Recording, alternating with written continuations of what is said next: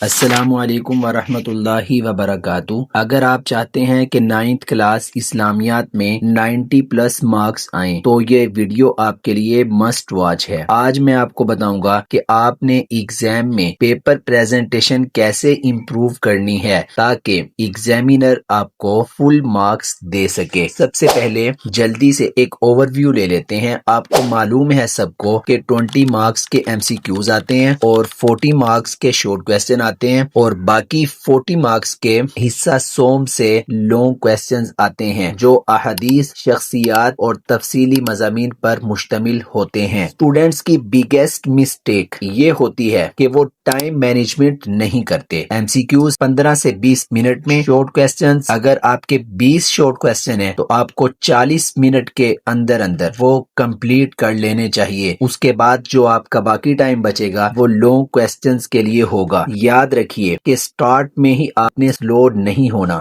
ورنہ اینڈ میں paper incomplete رہ جاتا ہے۔ MCQ اسٹریٹجی: ایزی MCQs پہلے سولو کریں، ڈیفیکلٹ چھوڑ دیں، لاسٹ میں اٹیمپٹ کریں۔ پہلے 15 سے 20 منٹ آپ کے MCQs پر مکمل فوکس ہو۔ MCQs بلینک مت چھوڑیں، نہیں بھی آتا تب بھی آپ کو یہ اسمال پارٹ ضرور حل کرنا ہے کیونکہ اسکورنگ ہے، ہو سکتا ہے کہ وہ ٹھیک ہو جائے، اس لیے خالی مت چھوڑیے گا۔ پھر اس کے بعد آتا ہے شارٹ کویسچنز والا حصہ۔ یہ حصہ دوم، حصہ انشائیہ یہیں سے شروع ہوتا ہے۔ اس کے اندر سوال نمبر 2، سوال نمبر 3، سوال نمبر 4 یہ آپ کا سکور بوسٹر ہے۔ یہاں جتنے بھی شارٹ کویسچنز ہیں 20 شارٹ کویسچن آپ کو ان تینوں سوالوں کے اندر کرنے ہوتے ہیں، تو ہر آنسر میں 3-4 لائنز لازمی لکھیں، ٹو دی پوائنٹ جواب لکھیں، ایکسٹرا سٹوری سے گریز کریں۔ آپ کے لیے پرو ٹپ یہ ہے کہ ہر سوال کلیئر لکھیں، اس کا سوال نمبر اور اس کا جز نمبر اس طرح بالکل کلیئر لکھیں کہ ایگزامینر کو یہ چیز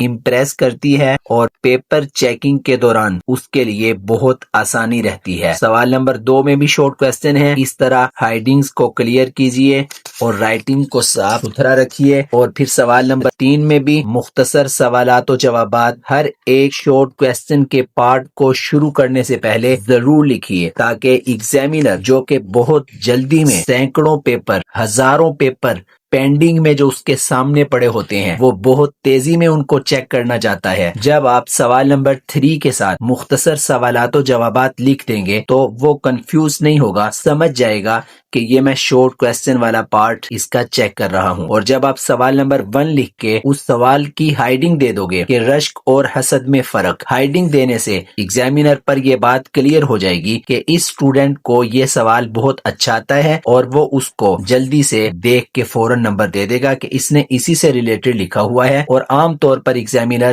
کسی بھی کویسچن کا، شارٹ کویسچن کا سٹارٹ اور اینڈ دیکھتے ہیں، آپ کا وہ بہت صحیح ہونا چاہیے۔ اسی طرح سوال نمبر 2، حضرت علی کو کیا سعادت حاصل ہوئی؟ آپ نے کبھی بھی ہیڈنگ کے بغیر اپنا شارٹ کویسچن شروع نہیں کرنا۔ سوال نمبر 4 میں بھی آپ لکھ دیجئے مختصر جوابات۔ ام عمارہ کا تعارف آپ ہائیڈنگ دیجئے، کیوں نہیں، اس میں آپ تعارف میں 2-3 لائنیں لکھیے۔ اگر آپ نے کوئی غلطی بھی کی ہوگی ایگزامینر آپ کے پیپر پریزنٹ کرنے کے اس طریقے کو دیکھ کر آپ کو نمبر دینے پر مجبور ہو جائے گا۔ فضیلت جہاد پر ایک حدیث لکھیں، حدیث کا ترجمہ، آیت کا ترجمہ ہمیشہ انورٹڈ کوما لکھیے۔ اس کے بعد نمبر آتا ہے حصہ سوم، سوال نمبر 5 کا۔ یہ کویسچن نمبر 5 جو احادیث مبارکہ کے ترجمے پر مشتمل ہے، یہ بہت سینسیٹیو پارٹ ہوتا ہے۔ دیکھیے ٹرانسلیشن لکھتے وقت ہمیشہ کلیئر اور سمپل لکھیے، ڈیفیکلٹ ورڈز کو چھوڑ دیجئے، ایزی اردو میں لکھیے، اگر پوسیبل ہو تو ایسا لکھیے کہ ایگزامینر نمبر دیے بغیر آگے نہ جا سکے۔ یاد رکھیے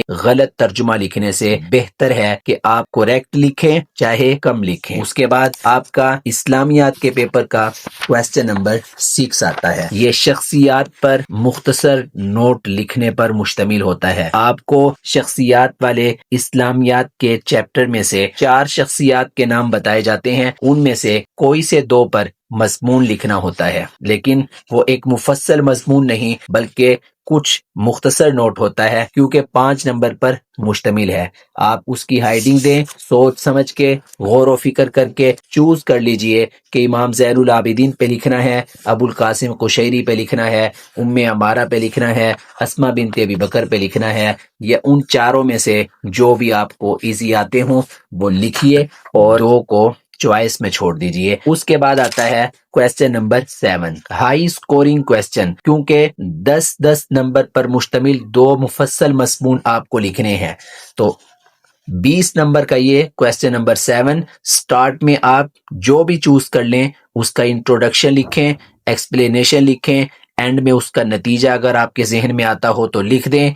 और याद रखिए, अगर कोई आयत या कोई हदीस याद हो तो मुफस्सल मज़मून के अंदर ज़रूर ऐड कर दें, लेकिन वो आपको 100% सही याद होनी चाहिए, वरना सही ना लिखने से, करेक्ट ना लिखने से ना लिखना बेहतर है।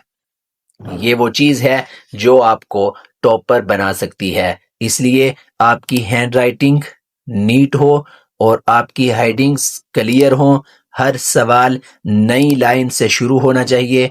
कटिंग से आपने गुरेज करना है। मार्जिन लाइनों का जो अतराफ में लगी हों उनका बहुत खास ख्याल रखना है।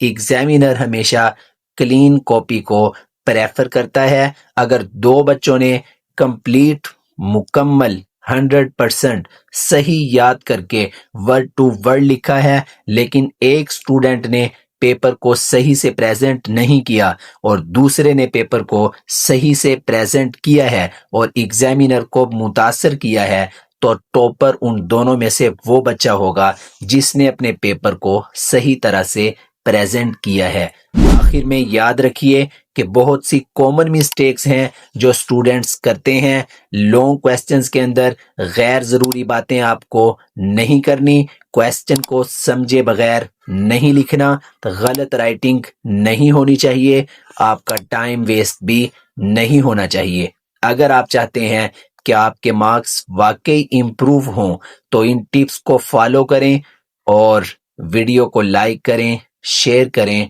और चैनल को सब्सक्राइब कर दें ताकि आपको इस तरह की मजीद एग्जाम टिप्स मिलती रहें। अल्लाह आपका हामी और नासिर हो।